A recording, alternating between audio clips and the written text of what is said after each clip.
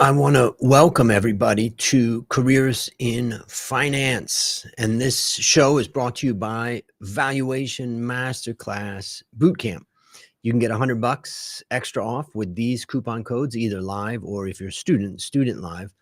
And just go to valuationmasterclass.com/bootcamp or scan the QR code. We're going to be kicking off the next bootcamp actually this coming Monday. So welcome everybody. And today I want to talk just briefly about our next guest. And the next guest is the head of the CFA Society Singapore. And Singapore is one of the largest CFA societies outside of America.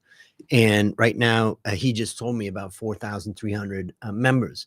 So it's an incredible member, organization that he's running. He's also got great experience over many years in fund management and institutions.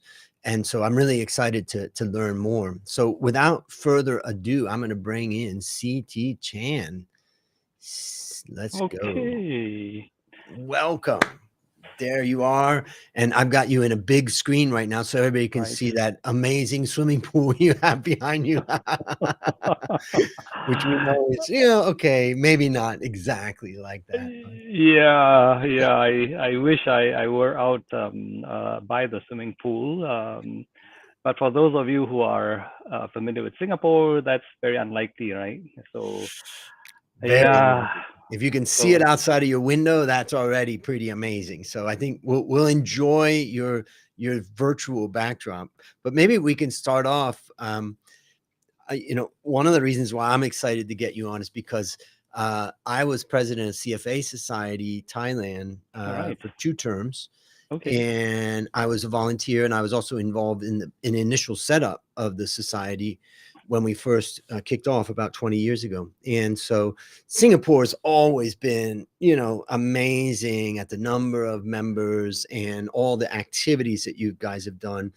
I remember particularly Francis there that I always taught with over the years and gave some presentations and the like. So really excited to get to get you on and talk about, your own career. But before we do that, maybe you can just tell us about, what you're doing now. Tell us a little bit about the scope of your work and all that. Take it away. Okay, thanks, Andrew. And I'll try to keep it short with the introduction because, so I'm currently CEO of CFA Society Singapore. And for those of you who are a little confused with the structure of societies or other member societies of the CFA, there is a board that's run by volunteers because they have their own day jobs. And there's also the secretariat team of the society, of which I'm part of. And so I'm a paid employee of the society. And I would get to implement things that perhaps if Andrew or my board member and president, he would be telling me, okay, CT, this is what we want to do for the next 6 months in terms of society activities and so on. So just a point of clarification on the roles within the society. And so what does the society do? I think, again, just to take a step back, view it this way. CFA Institute is like a university, and they confer the CFA charter to candidates who pass the exams and who meet the working experience. Look at us like a alumni club, and we organize all kinds of activities for our members and candidates who are sitting for the upcoming exams. So that's my current role. I've been in this role for the last, it's coming to 4 years. And it's a way for me to give back to society and the community after having been in the industry for about 27 years. So really it is, I would say, my 4th career in my work experience, spanning more than 30 years. I started as an electrical engineer. I worked 3.5 years as an electrical engineer working in a factory that produces something that no one uses nowadays. And so 3.5 years as an engineer, 27 years as a investment professional, both on the sell side and on the buy side. Sell side meaning I was publishing investment research reports I was pitching ideas to fund managers. Buy side meaning a fund manager, a portfolio manager, and a CIO eventually. And so the fourth career path is really where I am today as part of CFA Society Singapore as CEO. That's good. That's good. Before we get going, I think we got some people that have come on and said hi. So let's just recognize Yeah. them. Yep. First is Alex, actually from my team. So he's listening in because we've been talking to get you on the show. Right. Another one, Tirada, who says hello. Yep. And Hello. yes, and we've got Ike Ku, I suspect from Nigeria. And Okay. somebody who Welcome. knows you, Yep. Shinya, who's Yes. back in Japan. I just had a call with him the other day, Yes. which is great. Sujimoto-san. Yes, Konnichiwa. yes. And also we have Mercy, who is actually a former student of mine in the Valuation Masterclass and working in Nigeria. So good to see you, Mercy. And we've got Supanat, also from Thailand, and Kanin from Thailand. Ashwin, Okay. also a graduate of the Valuation Masterclass. Right. Okay. And we've got Kwok Wah Tong, Singapore. Okay. Yes, sir? Welcome. Yep. Yeah. And Taiwo saying hello. Hillary is we've been having a lot of these sessions, so good to see Hillary again. Hillary's also in Nigeria. Excellent. Oh, So we're okay. getting across the world. Hi, I'm Jonathan, Hillary. Yep. there's Jonathan Wijaya, which I'm Okay. thinking Indonesia, I think. Indonesia. Yep. Yep. And Kolo Wole is also, I believe, Nigeria. And Sure. Blessing, Nigeria. And we have Okay. another one in Thailand, Right. Patipat. And Felix Tan. Felix Tan is one of my interns who's been going through the Valuation Masterclass Bootcamp and now Valuation Masterclass Professional, and he is in Singapore. Okay. So, Okay. Welcome, Felix. we also have Zishan Ali from India, also one of my Okay. early graduates of the whole Valuation Masterclass right Right. there. So great to see him. So we've Welcome, got Zishan. a Yep. lot of people here, you know, and want to learn about it, about your career. And what's fascinating is that you started as a head of research in August of 1993. Right. Well, I started as an analyst, but As an after analyst. 4 years, I was head of research. Yes. Okay. In 1993, in September, is when I started my job as an analyst in Bangkok. Right. And I remember the Thai stock market doubled by the time we got to January of 1994. It was at 1789, and I can just tell you that I came in at the top. Yes, and writing research during those days in '93, we had the Super Bowl, which peaked around January or February in 1994, and there was no point writing research, investment research, because you would take a week to, let's say, publish a report, and you would start writing at, let's say, 30 baht. By the time you finish your report, it will be 85 baht. And it's like, okay, do I still call a buy on the stock at 85 baht, or is it a sell? And if you hesitate, 2 weeks later, it is 106 baht or something of that sort. So it was a market ruled by, I would say, sentiment and greed. Yeah. But it was also a good lesson in market psychology and market sentiment. Yeah, and it was a market that wasn't ruled by the Fed so much. It was ruled by local players. Nowadays it's if the market really flies, sometimes it can be Right. because the Fed comes in and supports through reducing interest rates and stuff. But we had two things going on. I think we had vibrant economies going on, and everybody's excited about investing in it locally. And then we had flow of funds that were pretty attractive into Asia. That's right. And I think those two things were definitely things that were, making it such an exciting time. Yes. So that was the time, I guess I didn't realize it at the time as a young analyst. But when I look back at financial history, perhaps two things helped with that, and it's consistent with what you're saying. I think one was that the US had this pivot towards deregulation, privatization, deregulated markets. Yep. And we saw the benefit of that in Asia because there was also the mantra going on about how emerging markets and frontier markets would be higher risk, but also higher return. And so we had this huge privatization sort of effort going on by various governments in Asia. And we had this huge inflow of funds to drive up the values of listed privatized company. Well, privatized meaning converted from a national company and listed onto the stock market. And so that in combination just really fed on itself and sort of spiraled upwards. And you really didn't need to be an analyst of any sort. Yes, everyone was an analyst. Everyone was a stock picker, from the taxi driver to the person in the wet market selling vegetables, and they were stock pickers better than any of the analysts. Yeah. And things have changed so much, but I think Thailand in particular went through a boom from 1985 to 1995 that is what I call farms to factory and basic infrastructure. And that really was a massive reallocation of resources, which happens in Vietnam, and then Vietnam stops. It happened in China, and then China stops.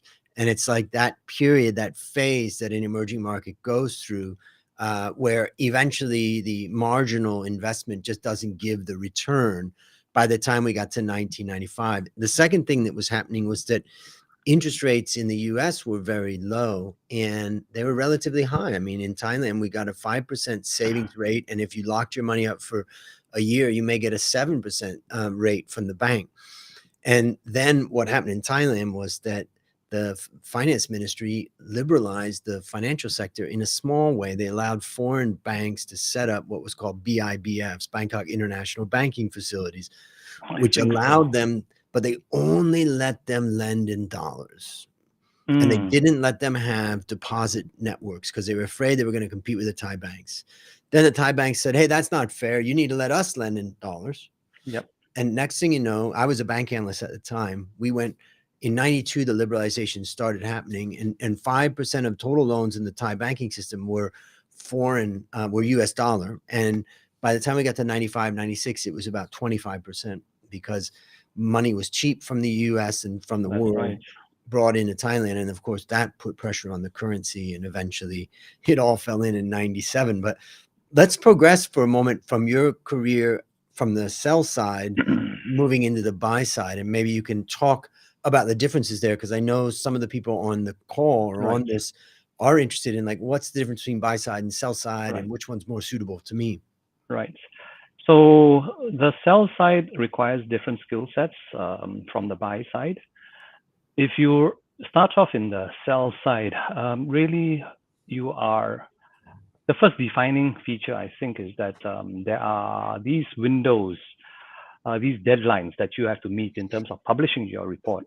So you don't get a lot of time to prepare for it because the announcement comes out after the exchange closes, and you have to publish a report and get your views out and get it cleared by compliance nowadays before presenting it to the sales team the following morning at perhaps 7:30 in the morning. So one defining feature of an analyst is that you need to be able to work under pressure and to be able to meet those very short deadlines.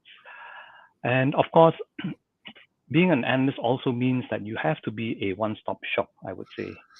And what do I mean by that? Effectively, you are doing a couple of things all on your own. You need to curate your own information, as in you need to source your raw materials on your own, meaning to say you will speak to management, you will develop networks with management so that you can get information which is public. And then you have to sort of synthesize it and put it and sort of manufacture a spreadsheet.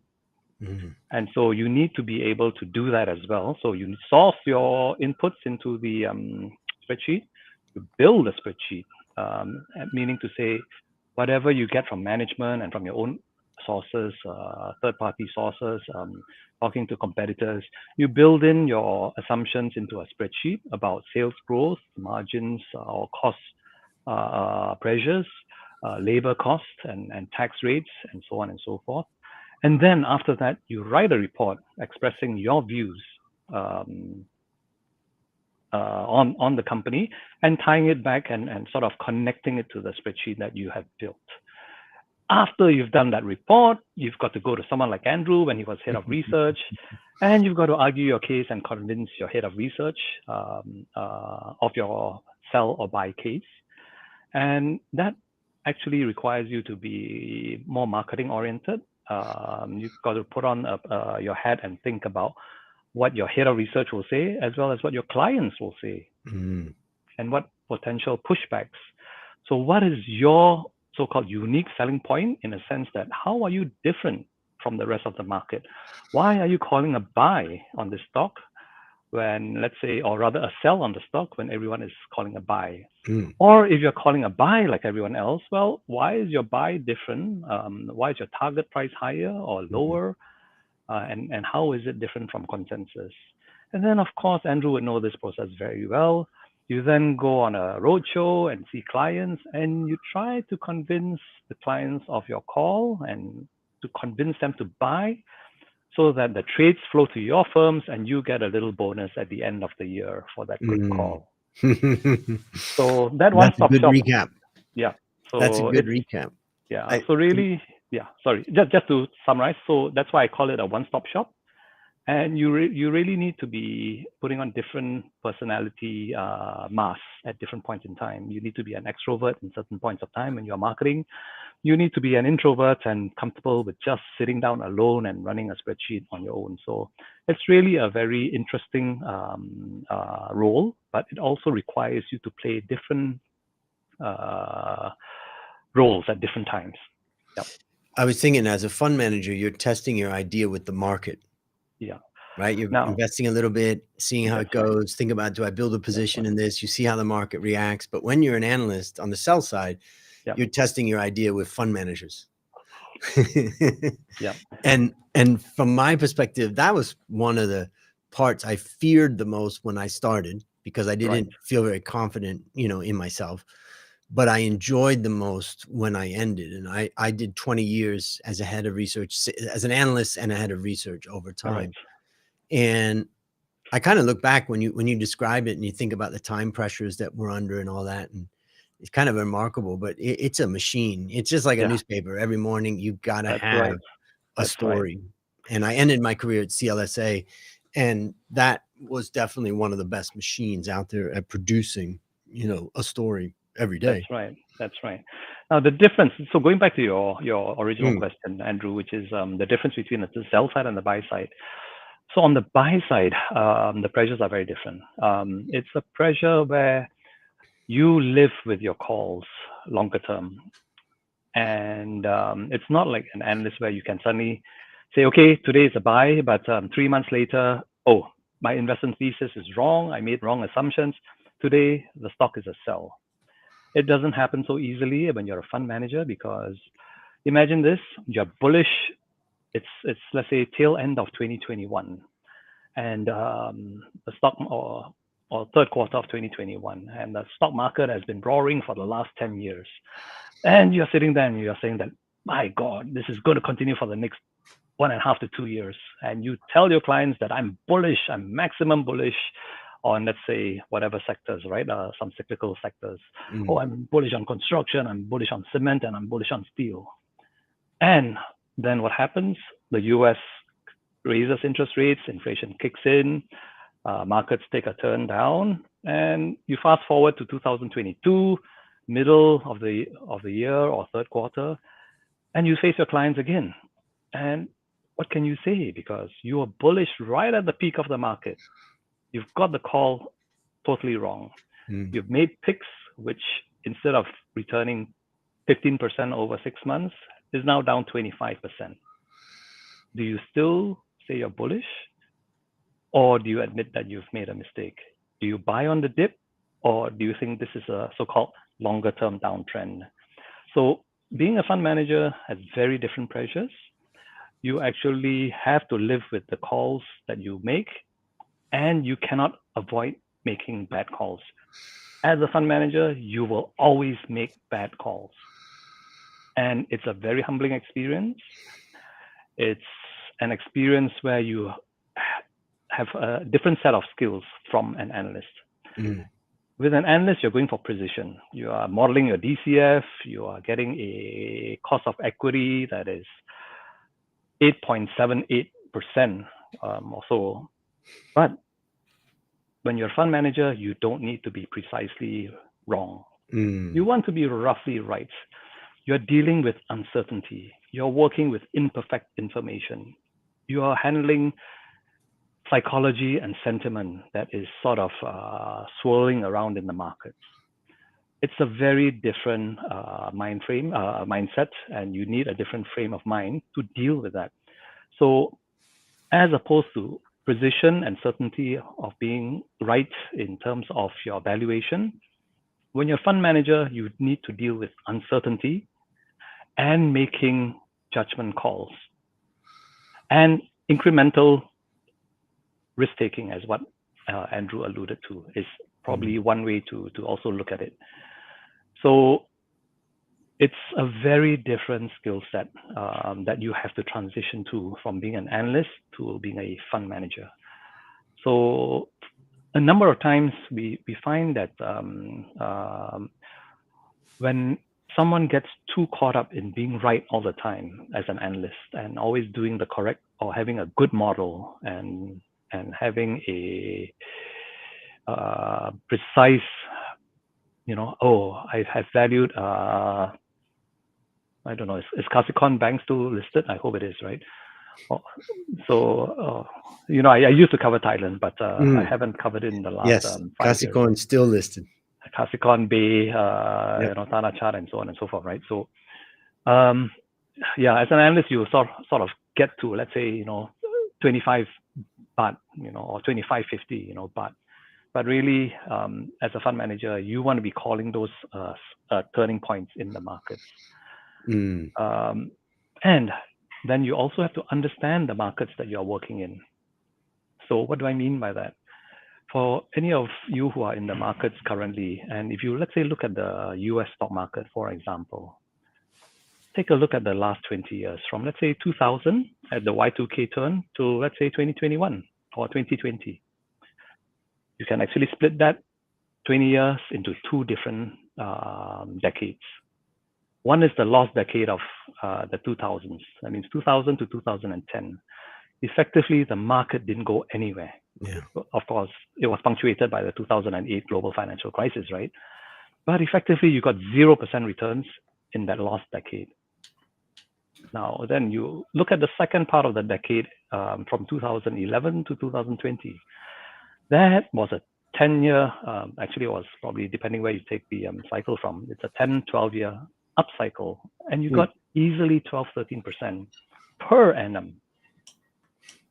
And so again, if you're a fund manager, you would need to be cognizant. You need to realize where the stock market is.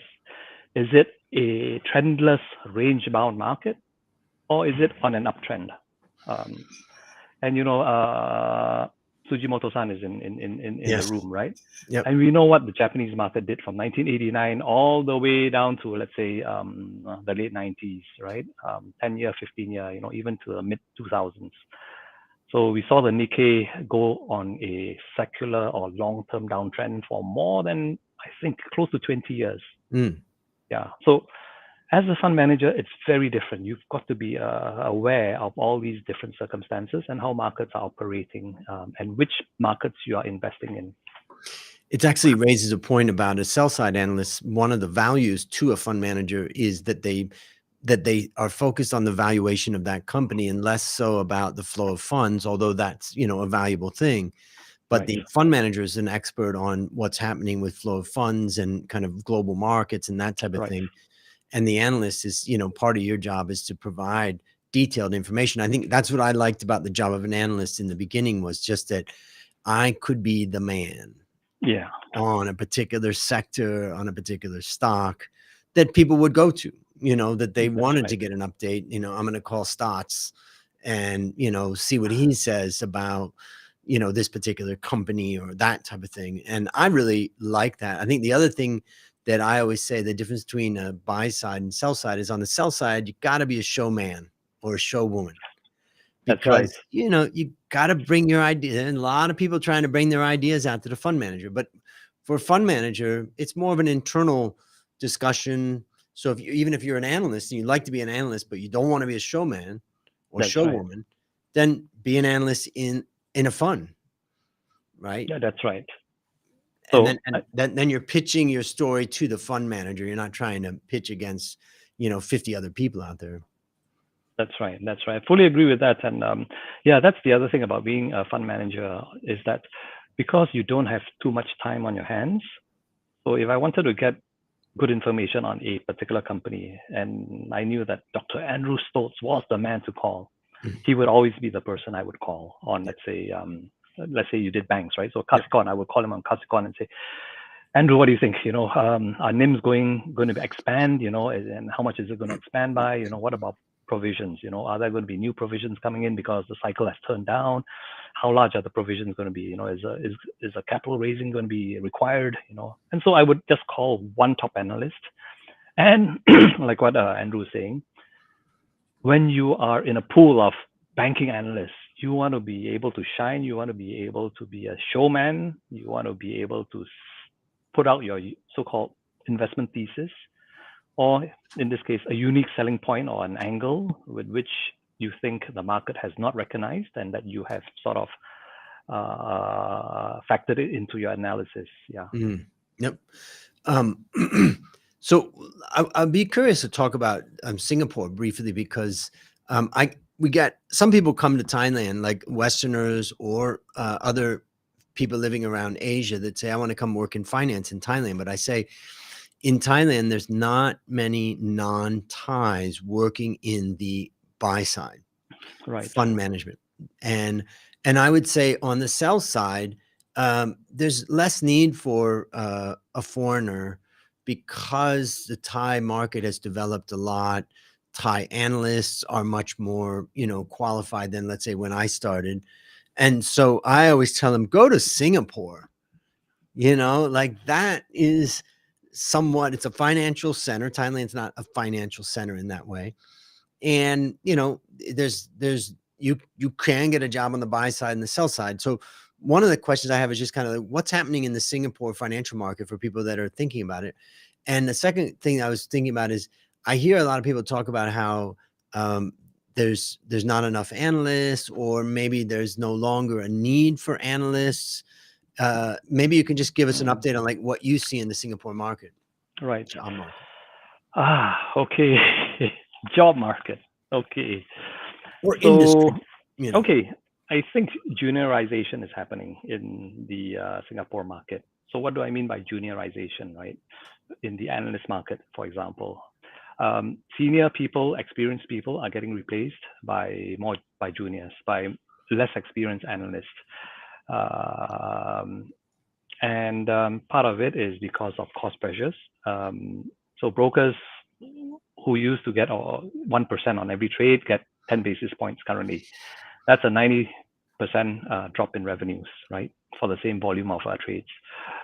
So there are cost pressures all around. And so effectively, the senior guys get chopped and replaced by younger professionals. It's not necessarily a bad thing, because I think the younger analysts bring with them better skill sets, perhaps more quantitative skills. The older folk rely more on perhaps network, their own judgment. They've seen, let's say, different cycles in the market, and they craft the investment report according to their thesis first, or what they think will happen.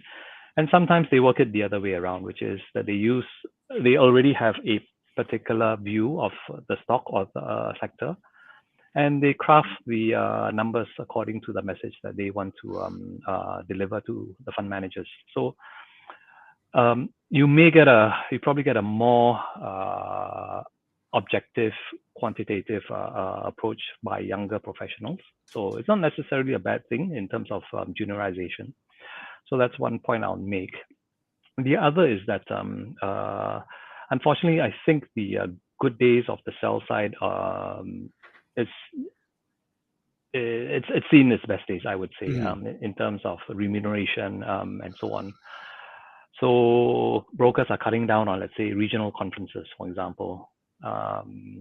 Deutsche Bank, CLSA, for example, would host all kinds of investment conferences. They still do, but on a smaller scale, I would say. And they don't bring in all the high-profile speakers.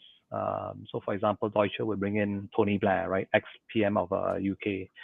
They would bring in speakers like Malcolm Gladwell, the tipping point, and they would pay 100,000 US or 150,000 just to bring in these speakers for the conferences. Nowadays, you will get an ASEAN conference, and you just get perhaps different companies from, you have companies coming from different parts of ASEAN coming, the Thai companies, the Philippine companies, and so on. So it's on a much smaller scale, and it's perhaps not as high profile as it used to be. Now, I would also like to take a step back and come back to that point about comparing the Singapore employment market for analysts to that of Thailand. And surprisingly, I would say that if you were an analyst in Thailand, you probably get a broader exposure to different sectors of the economy as an analyst. The Singapore market is a bit narrower. There are three main sectors: banking finance, property / REITs, and telcos. But in Thailand, you have your rubber plantation companies. You have your auto companies, you have your banks as usual, you have your telco companies, you have your energy, right? Your petchem companies, which for the life of me, I've always had to relook at the entire petchem value chain, and so on and so forth. So if you ask me, as an analyst, you get a much richer experience looking at different parts of the economy in Thailand. Yeah, that's a great point. I mean, the structure of the Thai market is very different from Singapore. I think Thailand, one of the things Thailand did really well with their market was that they got a lot of listings. Yes. And they were able to move those listings from the early days when many people wanted to list at a very small amount of shares outstanding, right, to pushing them to put out more shares so that there's more liquidity in the stocks. It's a little bit surprising when you look at Singapore that you've got a huge number of stocks in the market there that just don't have much liquidity at all. That's right. And I wonder, do the authorities ever think, oh, we've got to, do something with this, or is there nothing that they can do about that? Or I'm curious how they look at it there. Yeah, so it's really tough being in the SGX and trying to sort of draw more attention and more participation to the market. And it's, I don't have a good answer for you, Andrew, because it is a predicament that is faced by the, I don't vouch to speak for SGX, but from my observation, I think if I were with them, I would be really scratching my head as to what I could do to, let's say, bring volume back into the markets more. I think there's a trade-off between being very transparent and very strict as a financial sector versus allowing some speculation to sort of creep into the market. And it's really a gray line. It's a gray area because if you're too strict, what we then see is that, for example, we have plantation companies, palm oil plantation companies, where operations are domiciled in Indonesia. They come and list in Singapore, but the valuations that they get, they trade at maybe, let's say, 12 times. But if they were listed in Indonesia on the Jakarta Stock Exchange, the PE multiple is 18 times, 20 times. And so when plantation companies or potential listings of plantation companies see that kind of valuation discrepancies, then they will ask and say, well, how much of this premium are we willing to give up to be listed in a financial center, so to speak? So you do get that kind of pushback, and so SGX, I think is having a hard time dealing with it. I don't know what they can do. Yeah, I mean, in theory, you should be, if you listed in Indonesia and you were going to trade it 10 times, then you should be trading it 15 times if you list in Singapore, for the purposes of the corporate governance and the structure of the Singapore That's market. right. Maybe gives you a little bit more comfort for an international investor. But that's not the case. Now, the second part of this is that, if a company goes to Singapore and then they say they list, 5 or 10% or whatever it is of their shares, then they're never going to get enough volume in those shares. And the only way that a stock exchange can deal with that is ultimately say, you cannot list on this exchange unless you have a certain amount of shares outstanding that are going to trade. And they need to be raising that and saying, if you're not hitting that, because you've been on the exchange for a long time, then we're going to move you down to the smaller market. Yeah. And what stock exchange wants to do that? That's so right. They're just going to sit there and struggle with it probably for a while. What's the pathway? Maybe you can just explain the value of CFA in the Singaporean market. Can someone go to Singapore and say, I'm not interested in CFA, and get a job and be successful? Or are there benefits that they get from being a CFA charter holder? Maybe you can just give a little brief on that. Yeah. Okay. So Singapore is a financial center and a hub, and in some ways a mature market for the investment industry.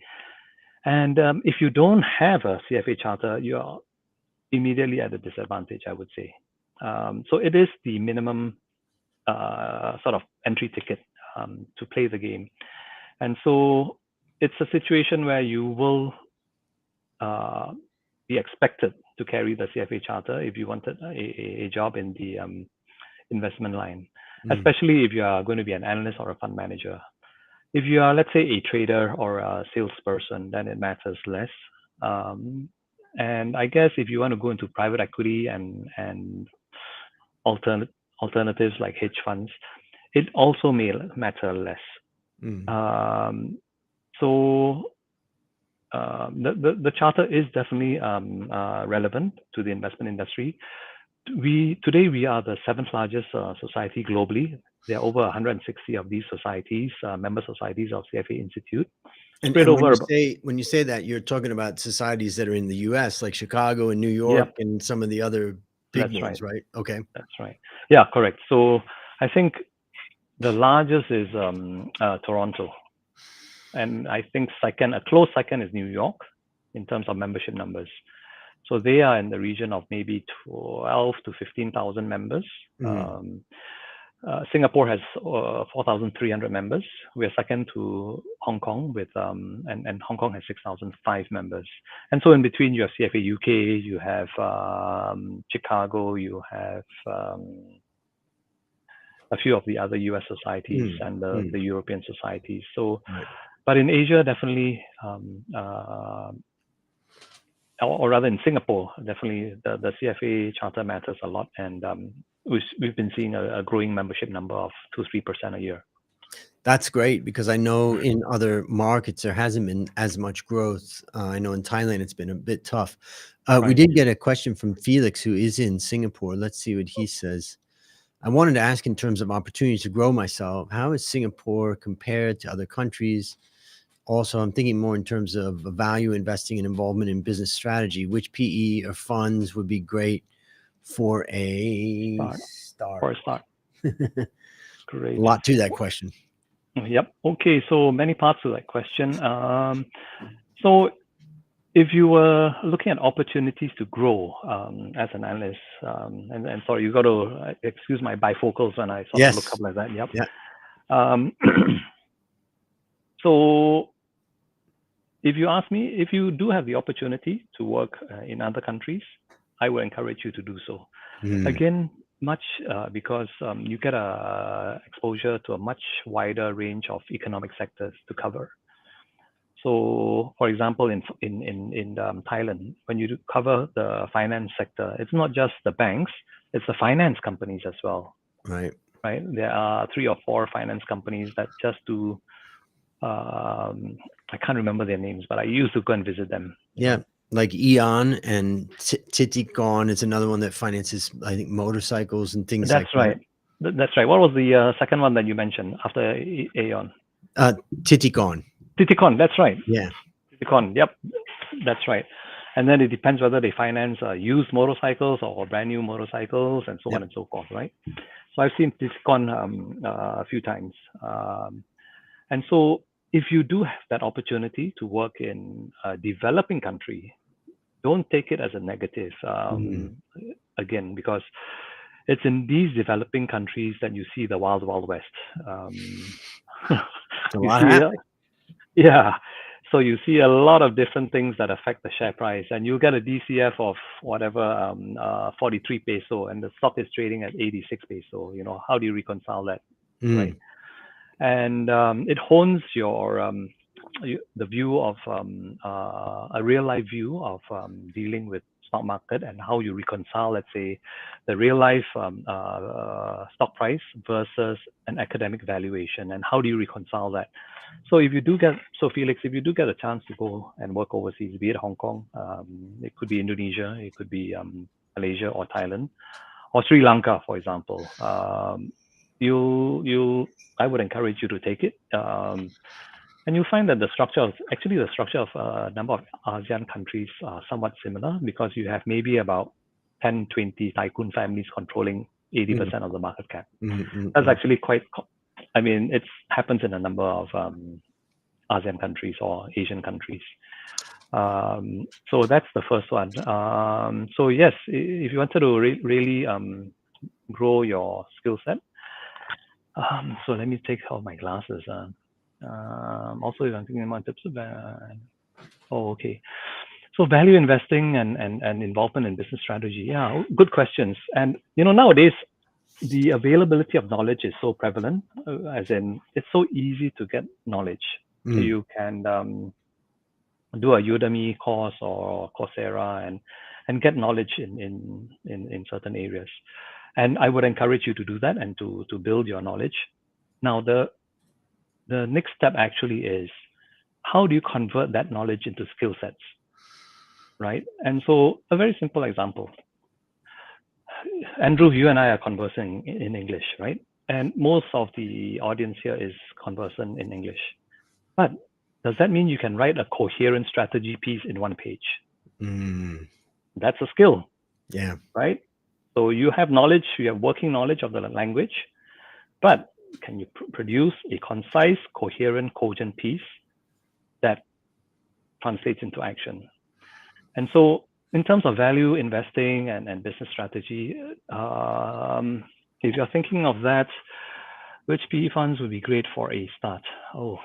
It depends where you're sitting. If you're sitting in Singapore, I guess there are a number of them. Schroders is one of them who are still around.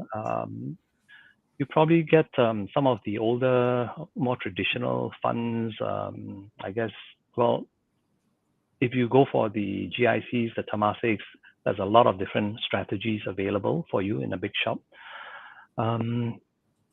You would want Aberdeen, for example. Standard Life Aberdeen is another one. What else? So there are a number of shops, and really, when you do investment, you have to marry together the value part, the valuation part, which is your value investing, together with the business strategy. Because what you're going to do is you're going to look at the business strategy, have the revenue model. Andrew is fully familiar with this. He's just giving me airtime. And you need to project your financials based on your business strategy. So you have to marry together both the value investing part and the business strategy part. You cannot divorce it totally. So Felix appreciates that. He said, "Thanks for taking my question so seriously." And Felix is very serious, and he's going to be an up-and-coming guy. Right now, he's in the process of valuing about 9 companies in Valuation Masterclass Professional. And nine companies.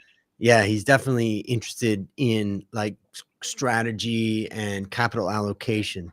So he's one of the students in the valuation masterclass and has been working on that with us. So that's been really fun. Mm. Um, I'm gonna let you think about the next question I'm gonna ask you and give you time to pull together. This will be the final question, which is kind of like what I really want to hear is, what are your lessons learned that you'd like to share with young people about a career in finance? It can be anything that you'd like to share from your own experience.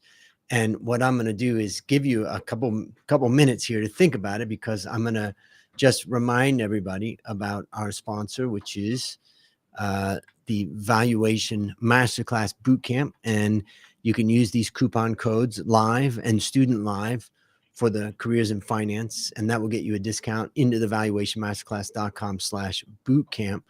In addition, you can scan that QR code and it will take you to the same place. So we start the next boot camp on Monday. Can't wait. We've got 24 students now from about 7 different countries, and I'm looking for more. So now let's wrap this up All by right. you sharing with us Okay. your takeaways. Okay. So let's split it into two parts. So, as a young analyst or a young professional keen on the financial slash investment industry, what would you require to develop? So, there are hard skills and there are soft skills. So, let's break it into those two areas. And when I talk about hard skills, so definitely you need to know financial modeling. So, um, yep. So, financial modeling is that, and you need to be constantly looking out for frameworks to help you with your analysis. And so, a basic one, which many of us would be familiar with, Michael Porter's Five Forces.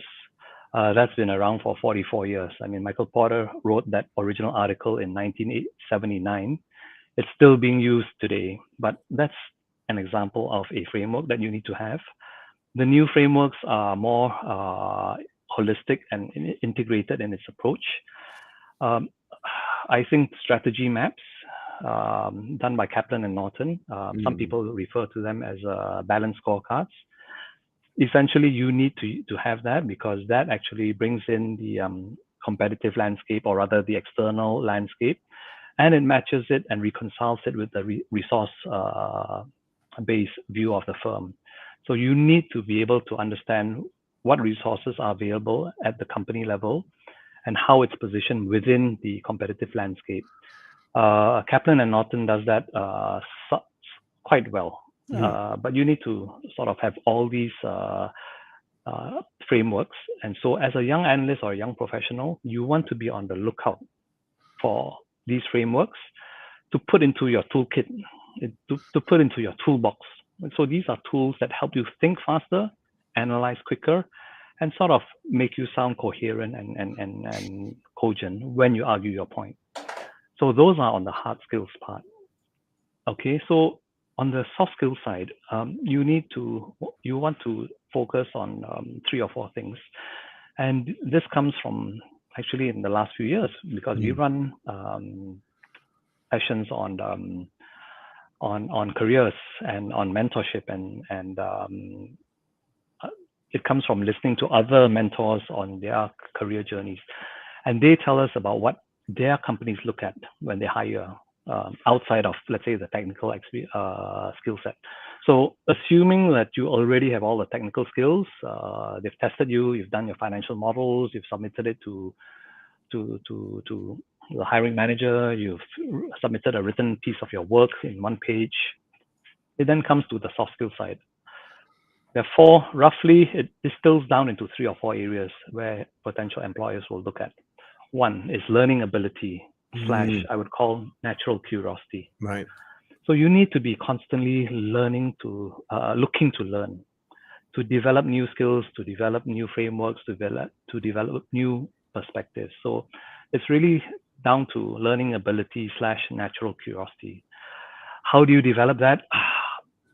You need to have the motivation and the interest and the passion for the industry. if you're interested in, let's say, cooking, for example, then fine. You don't have the motivation to learn and to be naturally curious about, let's say, the latest derivation of the cost of equity. So if your motivation or your passion is not in this area, then it's very hard to sort of, I mean, you can try it, you can force yourself, and you'll have a little bit of a miserable time, but you can probably wing it for 3-4 years and then you'll quit the industry. But anyway, so first thing, natural curiosity / learning ability. Second is EQ / interpersonal skills. I think that's a given.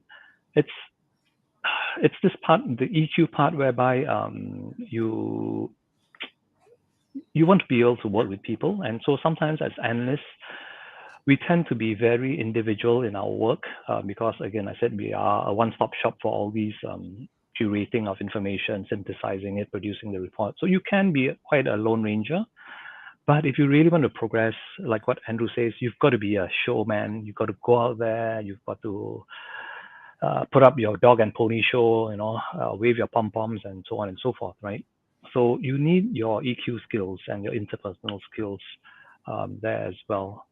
And the third one is actually, I alluded to it. It's your passion and your interest.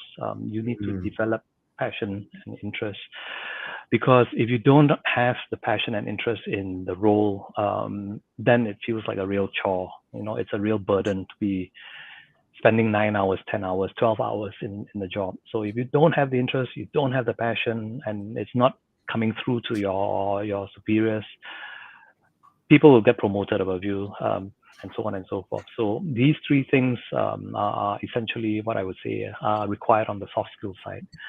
Of course, some of these things take time to develop, and it can be developed. So if you don't have it, just see how best you can sort of grow.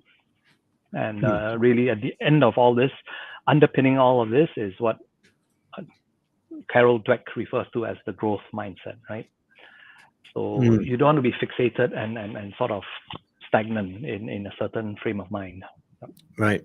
So that means captures it. That was great. Number one, you talked about learning and curiosity. The second one was about EQ, and then the third one was about passion and your interests. And then you talked about growth mindset, which I think one of the things I love about the industry of finance is that it's never ending. I just love it, and I read new research all the time and look for new things and new ideas. And to me, that's what's brought me a lot of joy in the world of finance. So we're going to wrap it up, and I'm going to come back and talk to you for just a second after we shut down. But is there any final words that you want to leave the audience with? No. For anyone who's interested in the financial industry / investment industry, it is a challenging industry. If you're keen on it, it brings many rewards. I mean, not just monetary rewards, but I think psychological rewards as well. You meet a lot of people, you make a lot of good friends, and it does take hard work and effort. So if you're keen, I would encourage all of you to jump in. Great. Thank you for coming on the show. And I'm going to talk to you in just a second, but for the listeners out there and the viewers, I just want to say thanks. And I think you brought a lot of interesting wisdom from your long career, from sell side to buy side and the like. And so, yeah, in fact, everybody loves your cooking analogy. So it's great that you can share your experience. And on behalf of everybody, I want to thank you for coming on the show, and I'll talk to you in just a bit. So sure, I'll hang on then. Yep. Okay. Thank you, everyone. Yep. All right. So, wow, what a great conversation. I really enjoyed it. Think about the learning, the EQ, the passion and interest, the growth mindset, so many things in those last few minutes that were super valuable. This is Careers in Finance, brought to you by Valuation Masterclass Bootcamp. Remember, we start on Monday, September 4th. So you can get a special discount if you join this Careers in Finance. I want to thank everybody for joining, and we'll see you next time for Careers in Finance.